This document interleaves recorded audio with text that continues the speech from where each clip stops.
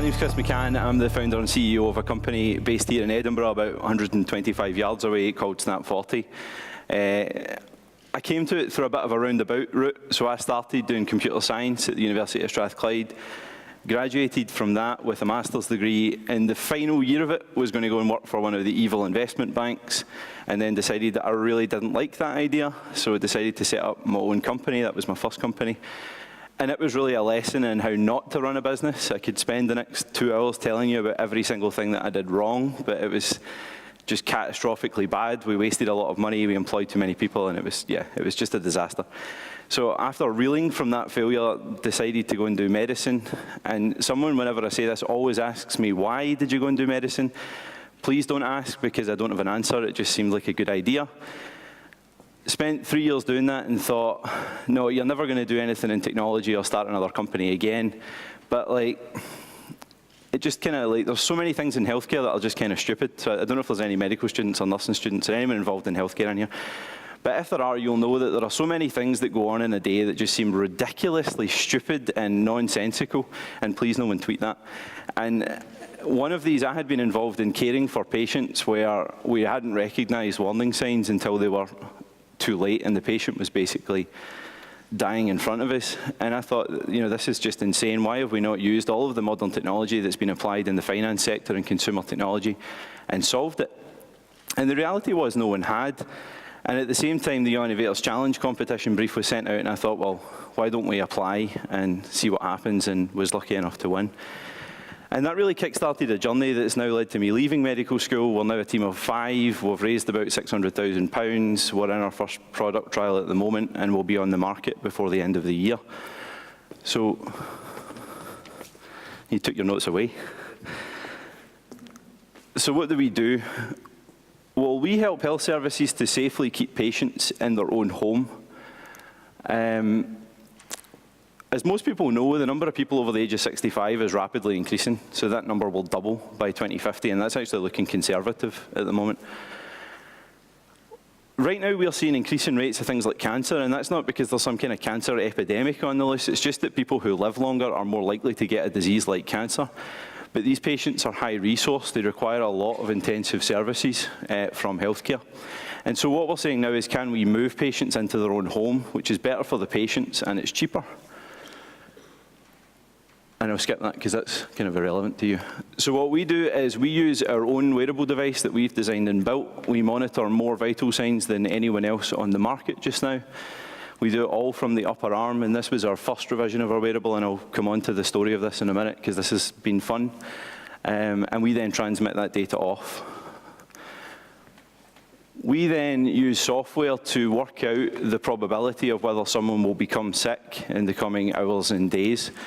So we're not reacting to someone becoming sick, but we're working out, while they're still perfectly okay, will they become sick? And that's an incredibly difficult technical problem. And once we work that out, we not only rank patients by their risk, so that you could say across an entire city, if you've got 200 patients you're trying to care for, across 200 different houses, we're then telling them, well, which house is it that you need to be worried about most, or which patient in the ward do you need to be worried about most? But once then that crosses an unacceptably high threshold, we automatically tell them, you need to go and see this person right now, something's not going on, so they can intervene earlier, hopefully prevent it occurring and save that person's life. But that also means, if you can save that person's life, it also means you'll either get them out of hospital faster or they'll never have to be admitted in the first place. And there's huge and dramatic cost savings to be made there. And I'll come on to that in a second.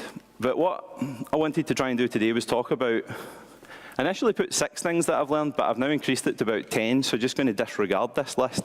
And if someone kicks me off the stage, that's fine. The first thing I'm going to say is take every single thing I say with a pinch of salt, because I've sat in loads of different rooms with people talking and sharing their advice, and that's great, but everyone's advice applies to their very narrow experience of what they've went through, and everyone's experience is completely different. And the problem is, if you listen and apply advice literally, you tend to get it wrong. So you have to listen to it and then trust yourself to say, well, which bits do I agree with, which bits don't? Well, you know, and do it in your own way. So basically, take everything I say, but feel free to ignore it, because this is just what I've went through, and it might not be right.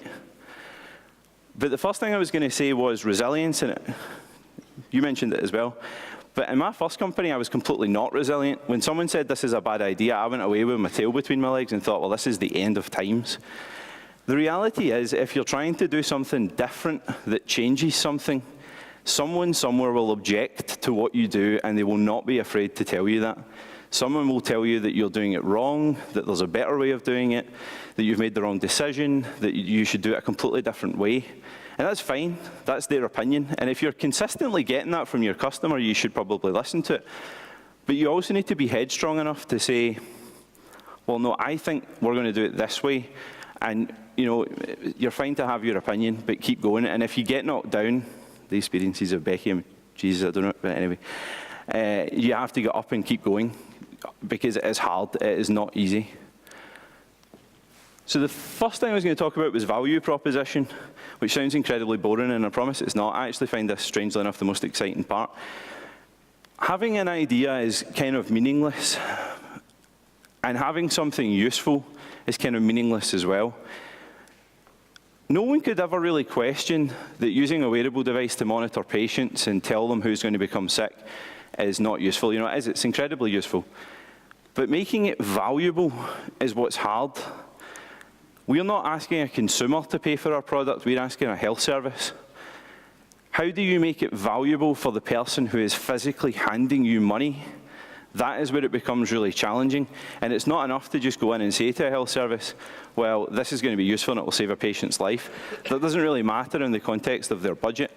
You have to work out what value are you providing to them and what value can you get back for that. And this took me a long time to get my head around. So this is a really simplified example that we've used before, but this is targeting patients with COPD, which is a chronic respiratory condition caused by smoking. And the idea here was that if we could be used to stop patients actually being admitted to hospital, so they'd come to the emergency department, they'd be sent home with our product and in the care of a home healthcare team, then you would stave off what is an average length of stay of 4.8 days. And then you can work out that that is 4.8 times £273, and you work out what the cost is. And then you can look at how your product, subtract your product's cost from it to try and work out what your cost saving is. Now, this is really simplified, but what you're now getting at is saying, well, this is the value we're actually giving you. It's not just useful for you, but we're saving you money, and we're improving the patient's well-being. And now you're getting at how you actually make them pay for it. And this is the same for the consumer. If you're selling a consumer product, what value are you giving them? And how do you turn that value into a dollar value for you that you can then charge? And I think a lot of people get this wrong and don't think about this, and you should think about it early. So the other thing is that startups really hate process. We like to think everything should be kind of set your hair on fire and just roll with it and get on with it. And that's absolutely fine, but it actually does help to try and set a wee bit of process. So recently, we've put in place a much more rigid process for our product development. This is partly because we're in the medical industry and we're regulated, so there are more hoops that we need to jump through. But it's been really interesting, and I was incredibly skeptical and resistant to it when one of our team tried to put this in place, and I was really difficult about it, and he's completely won me over. So what we now do is we define exactly who our users are at the very start. So start afresh, forget everything you might have as your idea, and just come at it from the perspective of the customer. Work out who that customer is, who that user is, sorry, and not in terms of, you know, they are a person. What's their name? What's their age? What gender are they? What are their ideals? What are their goals? What are their motivations? Get to know them, and this should be based on hard research. Then work out the scenarios in which they'll use your product, and this is where you realize that everything you thought about your product is wrong. And then you work out what are the actual parts of your product. Then you break it down into functionality and then user stories, which are like narrow, very, very narrow pieces of functionality. So, you know, the user should be able to see vital signs. Then we draw it out on paper, we wireframe it up, and then eventually it gets turned into an actual product. But throughout this entire process, we involve our end users. So everyone from the patient, the nurse, the doctor, the procurement managers, all of them feed into this throughout the entire way. Nothing should be done without your customer feeding into it, because at the end of the day, what you want is to make your user incredibly happy. And it was really interesting to hear Becky say exactly the same thing. But this is what you want. You want your user to love your product, not just like it. They have to love it. It has to be a step change above what they have right now. So, I mean, this was us going through the process. This was us with ridiculous handwritten personas, which then we were doing scenarios, and then get turned. That's one of our team, Stuart, looking a bit stupid. And then that was us getting to much more concrete personas. And then we broke it down into our user stories, and this is our central tracking system we use for this. For a medical startup, this was really useful because we now tie all of this into our quality management system, which the regulator insists that we have. And it made regulation a bit of an easy thing for us. Because we were already doing it anyway, rather than having to apply it after the fact. But this sounds like really heavy, and everyone thinks, why should any startup do this? But trust me when I say that going back to the start and going through the scenarios and really thinking from the user's perspective has completely changed our product. And I personally believe will make it far easier to integrate with our workflow. So the next one's hardware. I really hate doing hardware. So if anyone in here wants to do a hardware startup, please don't do it. It's a nightmare. It's complicated, it's incredibly expensive, it's frustrating, no one ever achieves the timescales that you want them to achieve. And unlike software, when you discover that in the midst of all of this complexity, someone has done something wrong, and you've already ordered it, you're basically screwed and you need to order it again, which takes another 8 weeks. So yeah, so this was one of our PCBs, our initial revision 1 PCB. It is as complicated as it looks, which then got turned into this. And what we then discovered was that the first 6 of these had a bug under one of the smallest components on it, which couldn't be hand fixed, which meant, and these took 6.5 weeks to be delivered to us, which meant they had to all be thrown away. And we had to fix it, and we've had to order another 6 on another 6.5-week delivery time scale. And it doesn't matter, by the way, if you get on the phone and shout at the manufacturer and say that, you know, you have to deliver this tomorrow, because people are ordering 10,000 of these, so they don't give a crap when you're ordering 6. And it's like, so my background was software, not hardware, so I had no idea. This was what I put on my initial Young Innovators Challenge slide. And then you actually try and build something that's this size, and it turns out that technologically it's completely impossible. So that was what we wanted to try and get to. This was us with our product designers trying to start working towards getting straps done, so all done on paper. And this was our first revision on the left, and then we realized that it was still not working correctly, so this is a 3D printed version of the second on the right. And you see the size differential because it's just so incredibly hard to get so much functionality into a small device. And then this is just arrived in from the Far East in the last few weeks. So this is us approaching our first release wearable device. But this has taken 10 months of work, probably £200,000 so far, which is cheap for electronics work. And we had our electronics and product guys in yesterday, and we've completely changed it again, much to their delight. So it's kind of getting ripped apart, and now we're on revision 2. And none of that is like fast, which is why I'm saying hardware is just really hard. So if you're going to do a hardware startup, accept the fact that most VCs will not like it because they know that it's just so difficult, and that it is more pain and misery than you can probably ever imagine. Yeah. Right, so the next thing I was going to talk about was timescales. This was what I put on the Innovators Challenge thing back in the very start. In reality, we are at Q4 of 2014 is where we are right now. Q2 of 2015 is now Q3 of 2016. And that's because when I did this, I had absolutely no idea how long things actually take. And that's fine for the purposes of this. But see, when you're raising an investment and you say, I'm going to deliver my first sale on the 1st of December 2016, and you don't do it, well, suddenly I'm unemployed, and someone else is the CEO of my company, because it's all about deliverables. So you have to be damn sure that what you say you can do, you actually can do. But you still have to be ambitious because there are 20 other companies just now who would love to beat us to market. So the phrase we use is overpromise, but always overdeliver. So promise more than you actually think you can do, but just make sure you actually will achieve it and do it. And now, so this is our roadmap now, somewhat simplified, and it's a hell of a lot more complicated than it was at the start. And it also is costing us a hell of a lot more money than we thought it ever would at the start. And this is interesting from, again, what Becky said about doubling your startup budget. When I started this, I thought that to get us to, basically our first sale would cost us about £150,000. That was the stupidest thing I've ever thought. The reality is it's going to cost us close to £1 million to get to that first part, and that's doing it on a shoestring budget.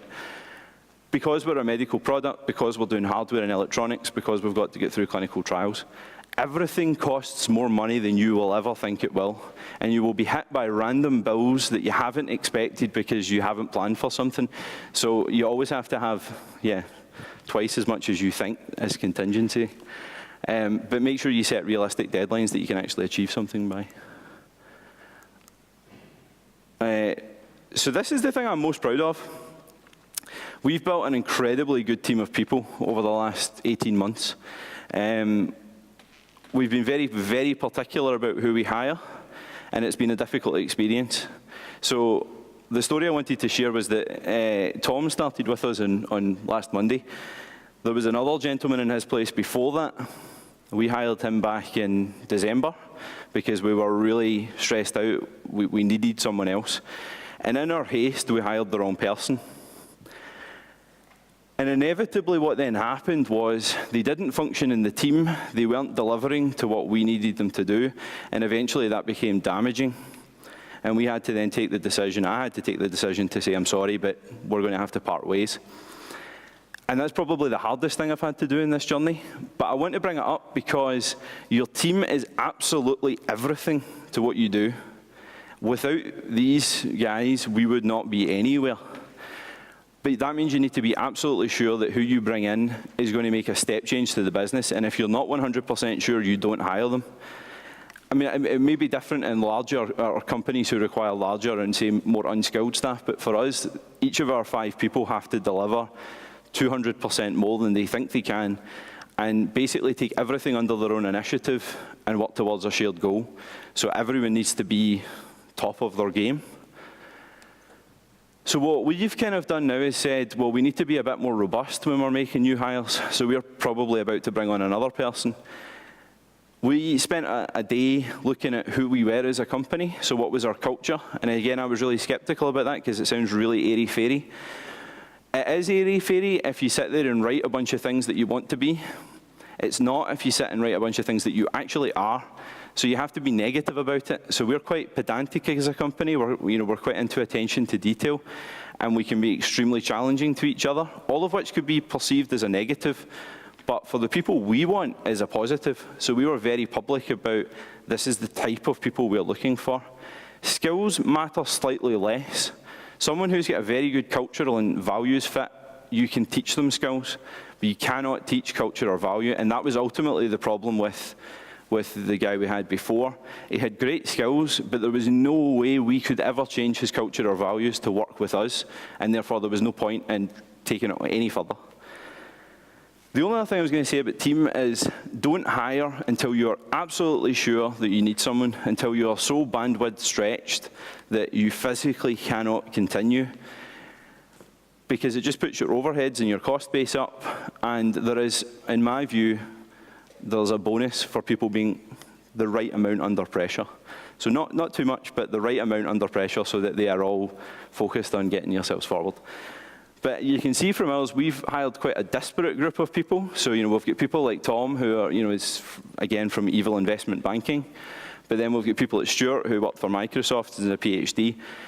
So we've tried to fill what we saw as weaknesses and not so much looked for, say, domain depth, although people like David obviously have really quite significant domain expertise. But we haven't been so fussed about, I've spent 20 years in medical technology, and more about how can they cross over into what we do. So the last couple of things I was just going to say was A, on focus. Everyone who runs a startup and that I've ever met likes to do new things.